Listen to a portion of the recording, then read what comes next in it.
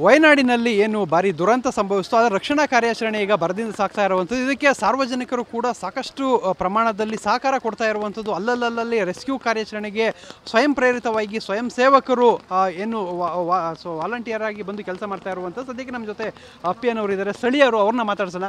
ಇವಾಗ ಸಾಕಷ್ಟು ಪ್ರಮಾಣದಲ್ಲಿ ವಾಲಂಟಿಯರ್ಸ್ ಅಲ್ಲಿ ಕೆಲಸ ಮಾಡ್ತಿದ್ದಾರೆ. ಎಲ್ಲಿ ಮಾಡ್ತಿದ್ರಿ, ಎಷ್ಟು ಜನ ಎಲ್ಲ ವಾಲಂಟಿಯರ್ಸ್ ಇದ್ದೀರಿ?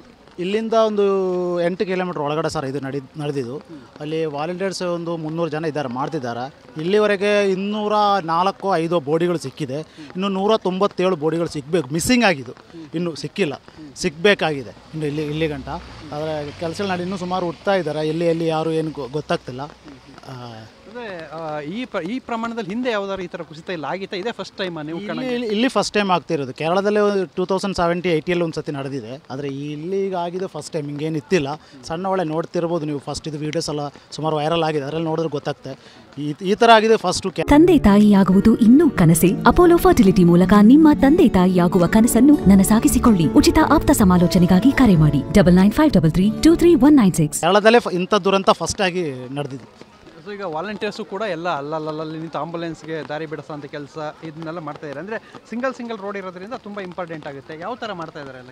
ಇಲ್ಲಿ ಸಣ್ಣ ರೋಡ್ಗಳು ಸರ್, ಸಿಂಗಲ್ ರೋಡ್ ಅಂತ ಹೇಳೋದು. ಅದಕ್ಕೆ ವಾಲಂಟಿಯರ್ಸನ್ನು ನಾವು ಇದು ಮಾಡಿ ಇಟ್ಟಿದ್ದು ಹೊರತು ಇಲ್ಲಿ ಪಂಚಾಯತ್ ಅಂತ ಹೇಳ್ತಾರಲ್ಲ ಸರ್, ಅವರು ಮಾಡಿ ಇಟ್ಟಿದ್ದು. ಸುಮಾರು ಜನ ಒಳ್ಳೆ ಕೆಲಸ ಮಾಡ್ತಾರೆ. ಮೊನ್ನೆಯಿಂದ ಯಾವ ಅಂಗಡಿಗಳು ಏನು ಓಪನ್ ಆಗಿಲ್ಲ. ಇಲ್ಲಿರೋರು ಲೋಕಲ್ ಕೆಲಸಕ್ಕೆಲ್ಲ ಹೋಗೋದೇ ನಿಂತು ಮಾಡೋದು. ಎಲ್ಲ ಪಕ್ಕದ ಊರವರು ಸರ್, ಇಲ್ಲಿ ಇರೋರು ಎಲ್ಲ ಅಲ್ಲೇ ಹೋಗಿದ್ದಾರೆ.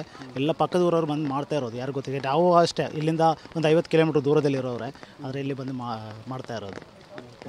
ಸೊ ಇಲ್ಲಿಂದ ಯಾವ್ಯಾವ ಹಾಸ್ಪಿಟಲಿಗೆಲ್ಲ ಸೇರಿಸ್ತಾ ಇದ್ದಾರೆ? ಮತ್ತು ಇನ್ನೂ ರಕ್ಷಣಾ ಕಾರ್ಯಾಚರಣೆ ಇನ್ನೂ ಎಷ್ಟು ಬಾಕಿ ಇದೆ ಸರ್? ಇನ್ನೂ 30% ಆಗಿದ್ದು, ಇನ್ನೂ 70% ಇನ್ನೂ ರಕ್ಷಣಾ ಕಾರ್ಯಾಚರಣೆ ಆಗಲೇಬೇಕು, ಇನ್ನೂ ಆಗಿಲ್ಲ. ಅದು ಹೇಳ್ದಲ್ಲ, ಇನ್ನೂ 197 ಬಾಡಿಗಳು ಇನ್ನೂ ಸಿಕ್ಕಕ್ಕಿದೆ. ಈಗ ಟಿ ವಿಯಲ್ಲಿ ನೋಡಿದ್ದು. ಇನ್ನೂ ನಾವು 4-5 ದಿನ ಇನ್ನೂ ನಡಿಬೋದು ಅಂತ ನಮ್ಮ ಇದು ಸರ್ ಅನಿಸಿಕೆ. Thank you sir. ಸೊ ಇದಿಷ್ಟು ಇಲ್ಲಿಯ ಸ್ಥಳೀಯರು ಹೇಳ್ತಾ ಇರುವಂಥದ್ದು. ಅಂದರೆ ಇವರ ಹೇಳೋ ಪ್ರಕಾರ ಇನ್ನೂ ಒಂದು 200ಕ್ಕೂ ಹೆಚ್ಚು ಬಾಡಿಗಳು ಸಿಗಬೇಕು, ಅಂದರೆ ಮಿಸ್ಸಿಂಗ್ ಆಗಿದೆ, ಅವ್ರು ಎಲ್ಲಿ ಹೋಗಿದ್ದಾರೆ ಅನ್ನೋದು ಗೊತ್ತಿಲ್ಲ ಅಂತ ಹೇಳ್ತಾರೆ. ಮತ್ತು ಸಿಂಗಲ್ ರೋಡ್ ಆಗಿರೋದ್ರಿಂದ ಇಂಥ ಸಂದರ್ಭಗಳಲ್ಲಿ ವಾಲಂಟಿಯರ್ಸ್ ಸಹಕಾರ ತುಂಬ ಇಂಪಾರ್ಟೆಂಟ್ ಆಗಿರುತ್ತೆ. ಅದೇ ರೀತಿ ಗ್ರಾಮ ಪಂಚಾಯತಿ ಲೆವೆಲಲ್ಲೂ ಕೂಡ ಈ ರೀತಿ ಕೆಲಸ ಮಾಡ್ತಾ ಇದ್ದೀವಿ ಅಂತ ಅವ್ರು ಹೇಳ್ತಾ ಇದ್ದಾರೆ. ಕ್ಯಾಮ್ರಾಮನ್ ರಾಜೇಶ್ ಜೊತೆ ಪೃಥ್ವಿರಾಜ್ ಬೊಮ್ಮನಕೆರೆ, TV9 ವಯನಾಡು.